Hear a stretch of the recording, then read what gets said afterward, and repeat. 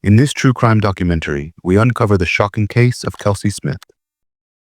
Kelsey Ann Smith.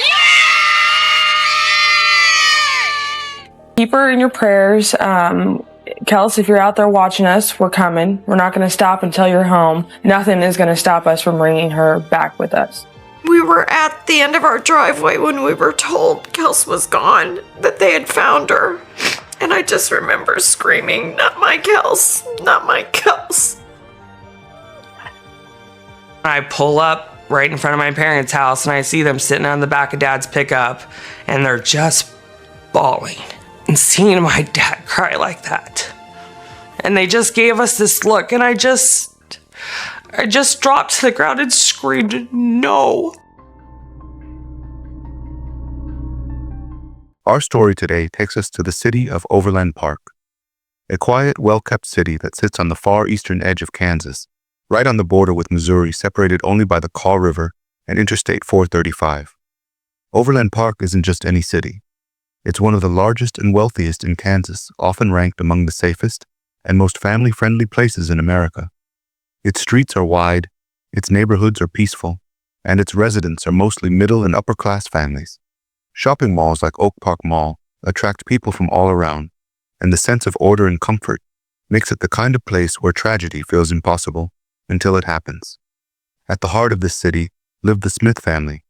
Greg Smith, a police officer and Navy veteran with more than 20 years in law enforcement. His wife, Missy Smith, who worked in the local healthcare system. Together, they raised 5 children. Among them was Kelsey Smith, born on May 3, 1989. Kelsey was the kind of person everyone remembered. She was sunshine in human form, full of humor and kindness, always trying to make others smile. She loved surprises and had a playful way of keeping things secret until the perfect moment. She had a passion for musical theater and an incredible singing voice. When she got a solo in a school performance, she wouldn't even tell her family. They'd only find out when they saw her walk on stage under the spotlight. Kelsey attended Shawnee Mission West High School. She played the clarinet in the school band, sang in the choir, performed in theater, and ran track. A long-distance runner with energy to spare and a heart full of drive. She was that friend who cared deeply for others, the one who'd invite classmates home for dinner, just to make sure no one felt alone. On birthdays, she'd show up with balloons, one for every year of their life, just to make someone's day brighter. Kelsey was also incredibly responsible. She bought her own car, a 1987 Buick Regal, for just $400, a deal she was proud of. Her mom had gone with her to Nebraska to check it out, uncertain if Kelsey would like it. But once she got behind the wheel, she fell in love with it instantly. Not long after, her car was broken into outside her workplace. The thief took the new stereo she had just installed, which ironically cost her about as much as the car itself. It became a running joke in the family, but Kelsey didn't care. That old Buick was hers, and she loved it. A perfect life in a perfect town until the unthinkable shattered it all. Kelsey graduated at the end of May 2007. The months of May and June were filled with graduation parties, which meant she had plenty of invitations to attend. On June 2nd, she was invited to a poolside graduation party in the afternoon. That same day, she went with her 4 siblings and her dad, Greg, to the annual Old Shawnee Days Festival, a local event that felt like a small-town carnival. After a long day surrounded by friends and family, Kelsey was excited about something even more special. That day marked 6 months since she and her boyfriend John had started dating. What she didn't know was that John had secretly bought her a promise ring. She just needed to get him a gift in return. She told her dad she was heading to the nearby Target store to pick up something small and that she'd be back soon. Before leaving, she told him she loved him. The Target was only about an 8-minute drive from home. The sun was still bright in the early evening sky around 7 p.m., and she was supposed to meet John at 7:30, so she was in a hurry. She wanted to grab something quickly and head out. Inside the store, she decided to buy him a scrapbook. While browsing, she called her mom, Missy. John's mother had accidentally thrown away a card that Kelsey had once given him, so Kelsey thought it would be nice to get him a small box to keep all his cards in safely this time. Like most 18-year-olds, she called her mom for quick advice on where to find the boxes in the store. Missy was driving back from a wedding in Iowa, or rather riding in the passenger seat because the family car had broken down. Her friend was the one driving. During that call, Kelsey told her she was at the Target near Oak Park Mall. Before hanging up, Missy told her she'd see her at home. A few minutes later, just after 7 o'clock, Kelsey walked out of the store. She never made it home. Kansas police are searching for an 18-year-old girl who was carjacked and abducted on Saturday. Authorities now have surveillance video from outside a department store that shows Kelsey Smith being forced into her own car. She hasn't been seen since. Cops found the vehicle at a shopping mall 2 hours after the initial incident, but Smith, along with her cell phone and ATM card, had gone missing. The reward for information on the kidnapping is now up to $10,000. Kelsey Smith is 5 feet 6 inches tall and weighs about 120 pounds. She has long brown hair, brown eyes, and was last seen in a pink tank top with black shorts. The news of Kelsey's disappearance hit local TV stations around 11 p.m. the next night. But in reality, things had been intense long before that, barely 30 minutes after she vanished. Kelsey wasn't like most teenagers. If she was going to be even a few minutes late, she'd call to let her parents know. She didn't want them to worry. So when half an hour passed without hearing from her, her father, Officer Greg Smith, immediately began calling local police departments, asking if they had seen her car. At the same time, her mother Missy was on the phone with hospitals all over the area. Soon, every officer in Johnson County knew that the missing girl was the daughter of one of their own. Word spread fast. Everyone was now on alert, watching for a 1987 Buick Regal. What no one expected was that it wouldn't be the police who found the car first. It would be her parents. Unable to just sit and wait, Greg and Missy drove straight to the Target store. When they didn't see her there, they began circling the nearby shopping centers. Then, across the street, they finally spotted it. Kelsey's car. Greg's instincts kicked in immediately. He told everyone not to touch a thing until forensics arrived. 4 hours later, crime scene units were at the site carefully inspecting the vehicle. Inside, they found Kelsey's purse, the wrapping paper, and the gift she had bought from Target. At that moment, detectives knew they were dealing with an abduction. While examining the car, one officer noticed a piece of fabric sticking out from the trunk. For a terrifying second, everyone thought they were about to find Kelsey, or her body. But when they opened it, the trunk was empty. As officers continued scanning the area, one of them noticed a surveillance camera pointed directly at the parking lot. It was already past 2 a.m., too late to access the footage that night, so they planned to review it first thing in the morning. Missy was furious that the police had left the car unattended. What she didn't know was that they hadn't abandoned the case. Far from it. In fact, she and Greg were suddenly asked to come in for questioning. They were now considered people of interest. Greg, being a cop himself, understood this was just standard procedure. He urged Missy to stay calm and answer everything honestly. The faster they cooperated, the faster the police could find their daughter. The family's interviews didn't last long, but when Kelsey's boyfriend John walked in, the tone shifted. Investigators were tougher with him. After all, he was the last person she was supposed to meet. John looked completely shattered at the thought of Kelsey being missing. Still, the detectives pressed him for every detail, and he answered openly.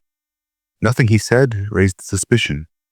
In fact, both Greg and Missy vouched for him, saying John was like a son to them. He often came over to watch NFL games with Greg. Meanwhile, more than 12 hours after Kelsey disappeared, the family finally got access to the parking lot surveillance footage. Investigators combed through hours of video. At exactly 9:17 p.m., 2 hours after Kelsey was last heard from, a car pulled into the lot. A man stepped out calmly. The image was blurry, too grainy to identify him. It was a frustrating dead end. But then, a glimmer of hope. A nearby restaurant's camera caught a young woman who looked just like Kelsey. The family rushed over, hearts racing. They watched the screen as the girl appeared with her back to the camera. But it wasn't Kelsey. Time was slipping away, and the police were running out of leads. That's why investigators decided to go back to Target, even though they already knew Kelsey had left the store. After all, they'd found the gift she bought sitting in her car. But Target was full of cameras, and if anything could reveal what happened to her after she walked out those doors, it would be there. The detectives only needed one frame, one glimpse of Kelsey. What they found instead was something much more. All 40 cameras inside the store had captured her every move. At 6:54 p.m., Kelsey Smith pulled into the parking lot, stepped out of her car, and walked toward the entrance. For a few seconds, she disappeared from view. Then another camera picked her up, walking inside. The officers followed her step by step on screen. She was calm, moving slowly through the aisles, browsing. She chatted briefly with the cashier, paid for her items, and walked out. 10 minutes after arriving, she was back at her car driving away. To the investigators, it looked like a dead end. The target footage didn't seem to show anything suspicious, or so they thought. Less than 24 hours later, one detective decided to rewatch the footage. What he saw changed everything. At first, nothing seemed off. Kelsey didn't talk to anyone. No one approached her. She paid quietly, left the store, walked around her car, sat behind the wheel, and shut the door. But then someone caught a tiny detail they had missed before. Just as Kelsey circled her car to get in, there was a quick blur of motion, barely visible, right before she closed the door. The angle wasn't perfect, but it was enough to see it clearly now. Someone had rushed up behind the car from the left side. After a brief pause of about 12 to 15 seconds, the car slowly reversed and drove away. They had the video, but not the identity of the man. What was certain, though, was that he had been following Kelsey even before the abduction. So detectives went back through the footage again, this time watching for anyone who might have been tracking her inside the store. And suddenly it became clear. Every time Kelsey appeared on screen, a young man in a light shirt and dark pants was somewhere nearby. He wasn't shopping. He was watching her. When she moved to the checkout, he drifted toward the exit, timing it perfectly so he could leave just before she did. The police now needed one clear image of his face. Finally, they got it. A camera positioned above the exit doors caught him looking up just long enough for a perfect shot. While investigators were piecing this together, Kelsey's family was organizing search parties. Dozens of volunteers joined in, scouring the city. The family also reached out to her cell phone company, desperate to trace her lost signal. But the response they got was unbelievable. The company refused to share any location data, citing privacy laws, and instead suggested upgrading their phone plan. It was a slap in the face. Even when the police contacted the carrier, the answer was the same. No information without a formal court warrant. The company said they'd review the request internally, a process that could take days. Meanwhile, the police were drowning in tips, nearly 2,000 calls in less than 48 hours. Investigating each one could take weeks, and time was the one thing they didn't have. Detectives began forming a new theory. Maybe the suspect had left Kelsey's car there only temporarily, before returning to his own vehicle. Checking the target footage again, they noticed something else. At 9:22 p.m., just 5 minutes later, a dark pickup truck was seen leaving the parking lot. And that single detail would soon become the key that cracked the case wide open. Although the link to the crime wasn't confirmed yet, detectives knew that if the dark truck seen leaving the lot belonged to the kidnapper, then the cameras must have also caught his arrival. And they were right. When Kelsey's Buick entered the Target parking lot at 6:54 p.m., a dark blue pickup truck followed exactly 1 minute later. The new footage gave investigators another glimpse of the suspect's face, still blurry, but clearer than before. He appeared to be a white male with short hair, wearing a white shirt, driving a dark blue truck. That single detail became the key that narrowed the entire investigation. Soon the suspect's image was released to the media. Local TV stations broadcasted the footage, asking the public for help. Across town, a man and a woman sat watching the news when something on the screen caught their attention. The moment they saw the photo, they started laughing nervously. The man in the picture looked exactly like their neighbor, Jack. Of course, they brushed it off at first. Jack was friendly, polite, the kind of neighbor who helped carry groceries or mow the lawn. But when the reporter mentioned that the suspect drove a blue pickup truck, their smiles disappeared. Their neighbor Jack owned the same truck, the same color, the same model. That was no coincidence. They immediately called the police to report what they knew. The man's real name, they said, was Edwin Hall, though everyone in the neighborhood just called him Jack. As soon as detectives received the tip, they knew time was running out. If the neighbors recognized him, then Edwin Hall surely knew the news was out, and he'd be preparing to run. Officers raced to his address. When they arrived, their fears were confirmed. Edwin and his wife were outside loading boxes and bags into the truck, clearly getting ready to leave town. He was arrested on the spot without resistance. Once in custody, he immediately asked for his lawyer. The attorney arrived shortly after and allowed police to take Edwin Hall's fingerprints. He admitted that he was the man in the surveillance footage, but insisted he only followed her because he found her attractive. He said he was drawn to her legs and couldn't resist looking. He swore he never spoke to her and had no contact after she left the store. While detectives questioned him, The lab results came back. One of Edwin Hall's fingerprints matched a print found on the seatbelt inside Kelsey's car. That was the proof they needed. He had been there. There was no denying it anymore. When confronted with the evidence, Edwin finally broke. He confessed that he had been watching Kelsey inside Target, following her every move, waiting for her in the parking lot until she came out. When she reached her car, he approached with a gun and forced her to drive. The motive was clearly sexual. But what came next revealed something even darker, a twisted obsession. Edwin confessed that he had a fetish for women's feet. He said that when he saw Kelsey that evening, he lost control. He followed her after she left Target, forced her to drive to a secluded area, and there he took what he wanted before ending her life. Afterward, he drove her car to the Macy's parking lot across from Target, left it there, and calmly walked back to his own truck to leave the scene. 4 days after Kelsey's disappearance, the cell phone company finally agreed to send an engineer to locate her last signal. Back in 2007, this wasn't a quick digital trace. It required specialized equipment to determine which tower her phone lost connected to. The signal led them just 300 yards from Longview Lake, a heavily wooded park about 20 minutes east of Target. The discovery placed the search area inside the state of Missouri, which meant the case had now crossed state lines, making the legal process even more complicated. Within 45 minutes of tracing the tower, search teams made a heartbreaking discovery. The body of Kelsey Smith was found. She was partially covered with branches, completely naked, and her body showed signs of severe violence. At first, the scene was so disturbing that officers feared it might be part of some ritual. Her body was covered in ticks after 4 days in the open, and the brutality left no doubt about what had happened. Kansas prosecutors are charging this man, Edwin Hall, seen leaving a Target store on Saturday with first-degree murder and aggravated kidnapping in the death of 18-year-old Kelsey Smith. The 26-year-old suspect being held on $5 million bail now. His arraignment expected at 2:30 this afternoon. Investigators say there is no evidence Hall and Smith knew each other. They offered no motive for this deadly attack. Forensic investigators soon uncovered horrifying details. The gun Edwin used turned out to be fake, a plastic toy pistol. But on its barrel, they found traces of Kelsey's saliva mixed with nuclear acid residue, proving that he had forced the toy into her mouth during her final moments. The autopsy revealed even more disturbing truths. Kelsey had been assaulted in intervals, some while she was conscious, others while she was unconscious, meaning Edwin struck her repeatedly throughout the attack.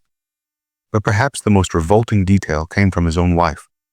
During questioning, she admitted that when Edwin returned home that night, he seemed unusually cheerful.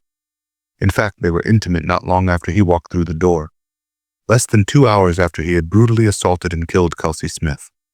The evil wasn't just in what he did. It was in how easily he went home afterward, smiling, pretending life was normal, while a family nearby was already living a nightmare. Throughout the following year, multiple evidentiary hearings were held, and Kelsey's family attended every single one. There were even hearings dedicated solely to the surveillance footage from Target. The defense kept insisting they never received the tapes, even though the prosecution repeatedly confirmed they had. 8 hours of surveillance footage were officially handed over to the defense. Still, they complained it was impossible to locate the moment Kelsey appeared with Edwin inside the store. Some believed it was just a delay tactic. Others thought they simply didn't know how to work the video files. Eventually, a representative from Target was called into court. The company's attorney personally removed the hard drive from the system and handed it to the defense in front of the judge and the prosecution to prove beyond doubt that they now had the evidence. The biggest question left was who would actually prosecute the case. This was a crime that crossed state lines. Would Missouri handle it? Would Kansas? Or would it go federal? A hearing was scheduled for July 23, 2008, to decide whether the trial would be moved. The defense argued that a fair trial in Kansas was impossible because the case had become too well known there. But the day before that hearing, Maisie and Greg drove to the U.S. Attorney's Office in Missouri. There, one of the federal lawyers told them that Johnson County, Kansas would be the one to prosecute the case to the fullest extent, because that was where the abduction occurred. Maisie was furious. She looked him in the eye and said, "You mean you just don't have the courage to take this case yourself?" As a mother, it's hard to imagine the pain and anger she felt, watching her daughter's case being treated like a burden passed around between jurisdictions. Word of that meeting quickly reached the defense team. They realized how dangerous the situation had become.